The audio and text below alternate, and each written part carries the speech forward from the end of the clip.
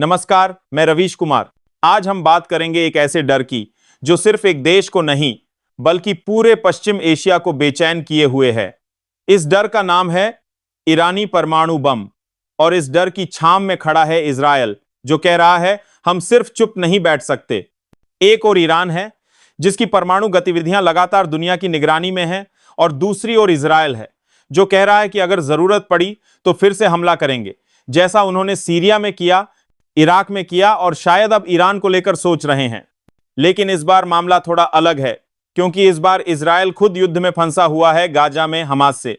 अब जरा पीछे चलते हैं। ईरान का दावा है कि उनका परमाणु कार्यक्रम शांतिपूर्ण है, बिजली उत्पादन और चिकित्सा अनुसंधान के लिए है, मगर अमेरिका, यूरोप और सबसे ज्यादा इजरायल को शक है कि यह बम बनाने की तैयारी है।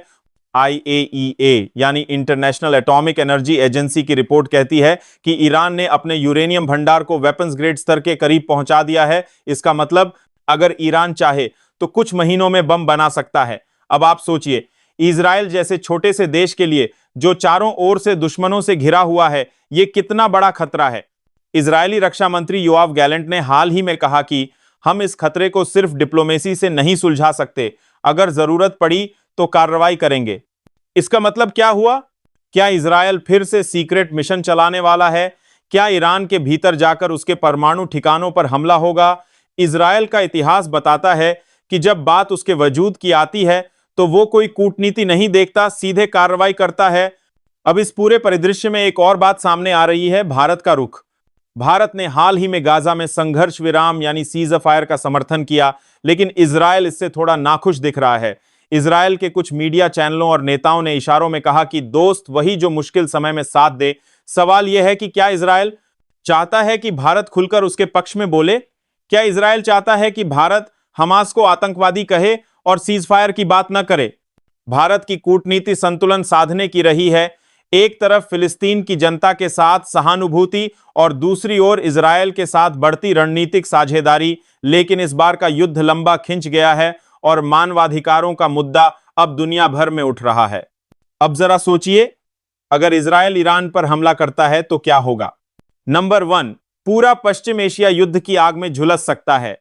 नंबर 2, तेल की कीमतें आसमान छू सकती हैं।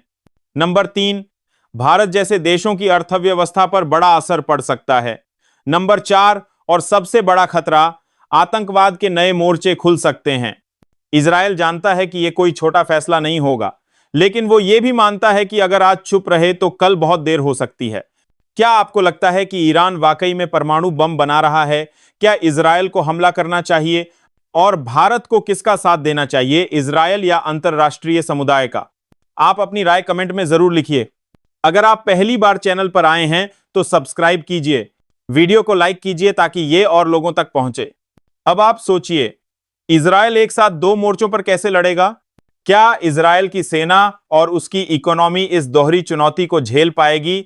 गाजा में उसे हमास की सुरंगों से लड़ना पड़ रहा है और ईरान में उसके सामने भूमिगत परमाणु संयंत्र हैं, जिन्हें सिर्फ एयर स्ट्राइक से उड़ाना इतना आसान नहीं होगा। ईरान ने भी चेतावनी दी है कि अगर इजरायल ने हमला किया तो उसका जवाब बहुत तेज और घातक होगा।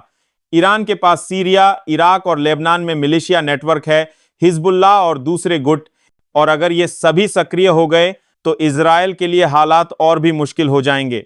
अब भारत के नजरिए से देखें तो स्थिति चिंताजनक है। भारत ईरान से तेल खरीदने की सोच रहा था, मगर अब उस पर भी संकट है। इजरायल भारत को ड्रोन, मिसाइल, रडार टेक्नोलॉजी देता है, वो साझेदारी भी संवेदनशील है।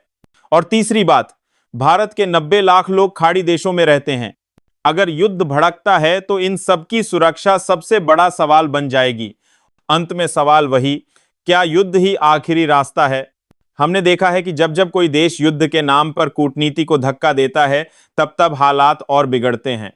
क्या अमेरिका, रूस, चीन ये सब इस क्षेत्र में शांतिपूर्ण समाधान की ओर कदम बढ़ाएंगे, या फिर ये लड़ाई बड़ी होती जाएगी और दुनिया बस तमाशबीन बनी रहेगी?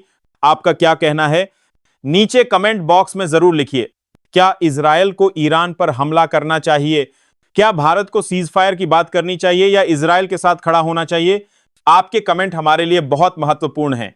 वीडियो को शेयर कीजिए अपने दोस्तों के साथ, और हां, सब्सक्राइब करना मत भूलिए, क्योंकि यहां खबरें मिलती हैं बिना चीख चिल्लाहट के, सच्चाई के साथ।